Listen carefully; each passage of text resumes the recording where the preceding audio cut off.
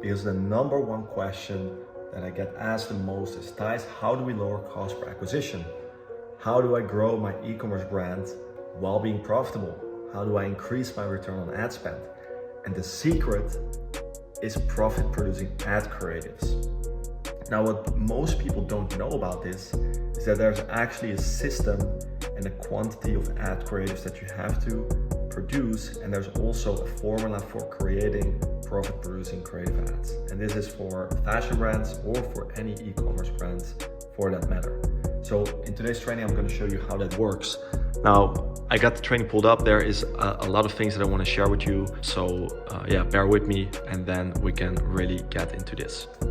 So today's topic is the 8-figure direct-to-consumer fashion brand ad creative production system. This is the introduction, this is the first part, and I want to dive in right away. So if you glance over some of these recent news articles, True Classic racking up 250 million in 4 years with men's basics, okay?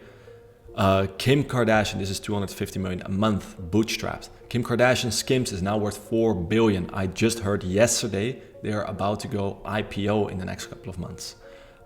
Direct-to-consumer underwear brand Parade valued at 200 million. This was in 2022. I believe their current valuation is around $1 billion, okay? These are $3 billion direct-to-consumer fashion brands. Now, what do these three brands have in common? They're all three direct-to-consumer brands. They have billion-dollar valuations, and they have an insane growth spurts. Because, most interestingly, all three of these were founded in 2019. Think about that. 2019. It's barely 4.5 years ago. Okay, and they're worth billions. Now, how do they do it? Well, obviously there's a lot of things, and I'm going to go more in depth on each of these three case studies later on. So if you wanted that, make sure you're subscribed to the channel so you'll get notified when that comes out. But one thing that I have learned from working with a ton of fashion brands, growing them from 7 figures to multiple 7 figures on their path to 8 figures, is scaling ad creatives. And a lot of you know that already, but I just want to nail down the point here, okay? So have a look at Parade. Launched in November, 120 different ad creatives. Skims, 200 different ad creatives. November, True Classic, 830 different ad creatives, okay?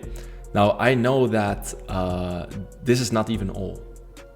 Okay, these are screenshots from their ad library where we can see what type of ads they're running.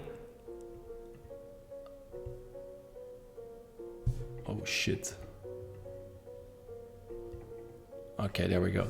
We can see what type of ads they are running. Just let me check if we're still filming. Yeah, we're still filming.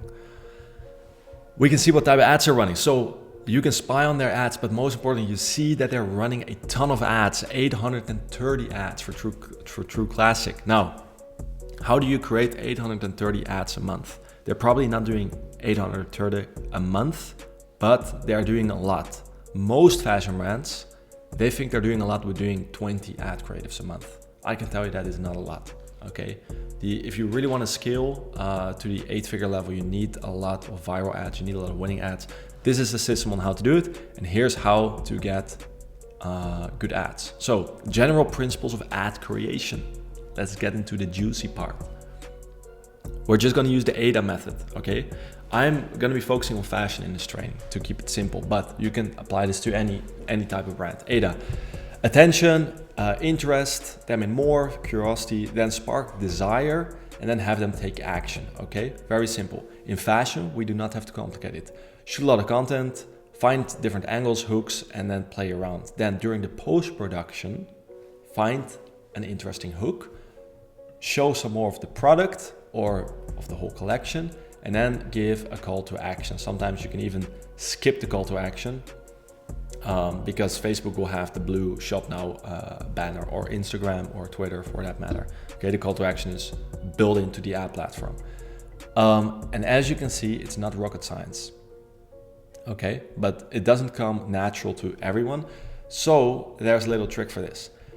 Right now, you have to stop creating ads. you have to create TikToks, okay? So try to make TikToks over ads. The way to understand the difference is to simply download TikTok and Instagram to your phone, follow 30 to 50 of the fastest growing D2C brands, or at least the ones that have big following and are producing a lot, and you'll get to see the different type of content that they're creating, okay? This is native content to the platform, and you get to feel what is the difference over time. TikTok is the future. So whatever is happening in TikTok is a reflection of what will happen 12 months later on Instagram, Facebook, Twitter, and LinkedIn. And all the social platforms are already copying TikTok. We've already seen that, and it's just human nature and history in place. So if you want to be on the forefront, start understanding TikTok now. Just download TikTok, scroll a couple of days, and delete the app. Okay, don't get hooked to the platform. And then you get a feel of it. Or you can, alternatively, you can go to the Creative Center, so TikTok Creative Center, and see what ads are actually, or what TikToks are actually trending. Now, keep it simple and short. Okay, this is the KISS model. This is the new KISS model. Keep it simple and short. Don't overcomplicate the ad. You gotta image your prospect scrolling with a numbed mind through their feed, so don't confuse them, okay? Think about somebody, they're like scrolling through their feed, mind numbed by the ad platform. How are you gonna get their attention, okay? You're not gonna put all types of text and complications in there. It's just a simple hook that grabs attention, keep them curious for more, and then spark the desire, okay? I'm gonna show you some examples later on. Now, keep it shorter than 15 seconds. 5 to 15 seconds is more than enough. And this will save you time, and this will save you money. Okay? Now, second step is hook them in. So with video ads, there's essentially two hooks. The first hook is the thumbnail to get them to click. Okay? So here's an example on how to optimize your hook, in this case, the thumbnail. So we have this video. I'm gonna show you the example of that. Let me see if OBS is capturing this. Yes. Boom. We have this video. And from that, automatically this is the thumbnail. Now, what you see here is eyes are closed. It's this kind of a static position, and it's zoomed out and it's quite dark. It's not a bad thumbnail, but it could be improved if we would take a different frame in the same video like this, where it's more zoomed into the model's looking into the camera. You see the product details. In this case, it's an amazing product. So it's not really hard to advertise with this. That creates most of the curiosity and the desire already. But you see the product details very good. It's the same product, but you don't see that really here. So that's why this is a better hook. It's the over-the-shoulder look, very, very archetypical look. There's some motion here, which also sparks this interest, and it's a little bit more zoomed in, okay? You see really humanness. You're having contact with the model. This is a huge difference. So we implemented this change, and we saw a huge increase in click-through rate, okay? And view-through rate. More on that later in the training. You'll see that in the next video. Now, the second hook, so that's the first hook. That's just a thumbnail to get people to click on play. The second hook is the first 1 to 3 seconds. And this is the most important part of your whole ad creative, okay? This is where you either keep somebody watching or lose them right away. It happens in a split second. Nowadays, people, they decide if they want to watch a video on TikTok or Instagram or whatever social ad platform in seconds. So you gotta grab their attention in the first second. You cannot wait until the second, okay, or the third. Now, if you want to get some examples, let's get you some examples. Here is one ad that we were able to optimize. And this is not a bad first 3 seconds, but it could have been optimized with the second one. By the way, the thumbnail is also better because you'll see it in a second. So let's have a look at this. This was the first couple of seconds. Not bad at all, but this is an improved version. And the reason is there's some type of interesting thing going on here with the camera. And then the camera is spotting, like, it's recognizing the face, and it's a lot more interesting. You'll see the difference. Boom. It's more curiosity creating. So the first 3 seconds is making the customer or the prospect or the person who's watching the video curious. Okay, what is it? What's going on here? And then you hook them in for the rest. Other example, this one that we just watched as well. Okay, it's either this, and not a lot is going on here. It is interesting, it's cool, but this could have been improved if we take that video frame that we see right here and put that right at the beginning. Boom. We put that in the beginning, we show more of the product already, and then we show the rest of the video. So really all we did here was moving an interesting part of the video and moving it to the first part of the video. Because if you're gonna wait until the 4th or 5th or 6th second with showing that frame, you've already lost 90% of the people. So that is the whole secret. Now, obviously it starts with creating great content, but in post-production, you wanna find the most interesting frames and then bring them to the forefront and then start split testing. I mean, that is the way that you find out. You just split test 5 different hooks on the same video and you see which one works best. So this is how you improve that. So there's 2 hooks. First hook is the thumbnail. Second hook is the first 1 to 3 seconds. Then arguably there's the third hook, which is your ad copy, but usually people check that later and not first. Now, what is important as well is product selection. So which products are you advertising? Usually your best-selling product is the best product to advertise with. And if it sells out, it's recommended to still include the best-selling product into the ad creatives. So still use your best-selling products as the hook and then show the rest of the collection. This way you get people to watch the video because it's already proven to work. And then you can get to have them create the desire for the rest of the whole collection and get them to click on the ad and go to your website to see what is still available there, okay? In some cases, the best-selling product is not the most desired product. For example, because of price. Maybe you have a super interesting product that could grab crazy attention, but it's not best-selling because it's priced at 5K, 6K, okay? It's not gonna be your best-selling product because it's more on the high end. In this case, you also want to try running ads with this product just to grab the attention, get people into the funnel. And then when they come to the website and see, okay, this product is a little bit expensive, they'll likely check out the other collection, see if they can buy anything else from your brand. If somebody likes your product, they'll probably like your brand. And if they like your brand, they'll buy anything from you, what works for their situation. So that is another way to use that. In general, don't advertise the boring stuff. Okay, don't be boring with ads. If you're gonna be boring, forget about it, okay? Another thing is model selection, okay? The model you pick has a huge influence on the performance of your ad. And it's a very good idea to split test models on the same products and figure out which ones perform well and then double down on those, okay? I had one of my clients sign a contract with their best performing models because after running some ads we found, okay, there's 2 models who are bringing in all the money and all the other models are not performing at all. So what they did is they got a contract with those models and said, look, we want to work with you long term, so we want to guarantee you work for the next 6 to 8 months. Can you give us a lower price for your work? The model would love that because now they have income security from this brand instead of that they have to hope that they get asked again for the next time. Also, you're locking in a model, so you're really building that brand with the model. So it's a lot of good things and you're getting a discount. Now, what the model wants, they just want to have the security of that income, okay? They wouldn't care too much about giving them a reducing price if they can get future deals locked in.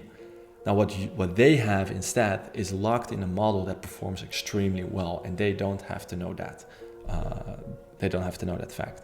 Now in this case, it's just product images on a product page. And one of these models actually completely outperformed the other models. And if you want to know which one that is, then stick to the end of the video, okay? Now, then the last part is, and this is going to be a cool one, is convert them with image ads. So most of the time you're going to have your video ads get a lot of engagement. Ideally those go viral, so you get a lot of people into your pixel data, into your website, into your followers, organic. And then you retarget them with the image ads where you're just gonna be, okay, this is product, okay?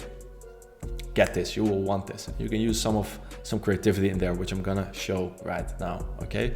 And sometimes image ads work for scaling as well, okay? We have some clients where they have a great image. We're scaling that at 10K per month ad spend, and it's doing amazing, getting in new customers at a very profitable return on ad spend. So image ads still work great, both for top of funnel and acquisition and bottom of funnel conversion. And oftentimes this is what works. So this is a simple template. Just have your best selling products featured in a single image carousel like this, okay? Multiple images here, or this, just a single image here. And just have your best selling products in there. Shop now button, super easy. Oftentimes, we found that it works if you don't add ad copy, okay? A lot of people swear by ad copy, and that is true for general direct-to-consumer e-commerce. If you're doing fashion or really aesthetic related object where it's really about the visual, you're gonna get better results, we found from our split test, without ad copy, okay? If not, keep it very clean and simple. So that is template 1, best-selling products in carousel or single image. Template 2 is feature your favorite influencer. So if you have an influencer that is doing really well or bringing in a lot of sales, or who is maybe having a very large audience, or a lot of people know about this person, you can do something like this and tag them and say, hey, this person in the JLo dress, blah, blah, blah. This ad did amazing, okay? Now, number 3. Template 3, catalog ad, simple product images on a white background. Yes, boring, but still works, okay? This does still work, especially for retargeting, but also it works if you have great flat lay images and a great product. This still works for scaling as well, top of funnel, okay? So definitely something that you still wanna try. This works in fashion, this doesn't work outside of fashion. At least I haven't seen it outside of fashion actually working. Then we get some creative ideas, okay? Playing around with UI, UX, or playing around with your browser, okay? Simple concept, but really an eye catcher. This is something that you can run and get people to be interested in.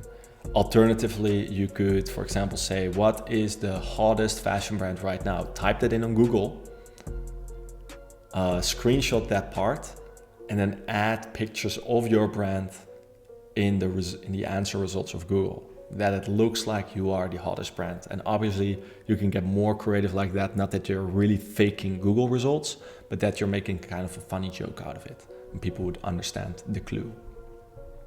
Then hype stack, get a ton of the comments here. This is what Uggs did, I believe. Please put this one back in stock. When is it back in stock? Blah, blah, blah. You have all this social proof, all this FOMO, and then you put the product on top. That's it, okay? Amazing ad. I like the idea, super creative. We're not working with this company, so I have no clue if it performed. Then another one, nostalgic, okay? If you're born after 2000, you'd probably have no clue what this would mean. Or if you are, I believe, older than 40, maybe, I don't know. I'm not a historian, but then you wouldn't know what it means. But for the people who are currently in the age between, let's say 20, 23 at the youngest to 35 at the latest, they would know the nostalgia of the word art that's going on right here. Okay, so that is something that you could try as well. So that's it for this training. There is a part 2, a part 3, 4, and a part 5 coming your way. I'll spread them over the coming months, and then I'll make sure that you can access this document if you go to ecomgrowth.io. By the way, my name is Thijs. If you are running a D2C brand or a fashion brand and you want to get help, book in a call. You can get the Calendly. You can schedule in that call on my website, and I'll see if we can help you out. That's it, and see you in the next video. Cheers.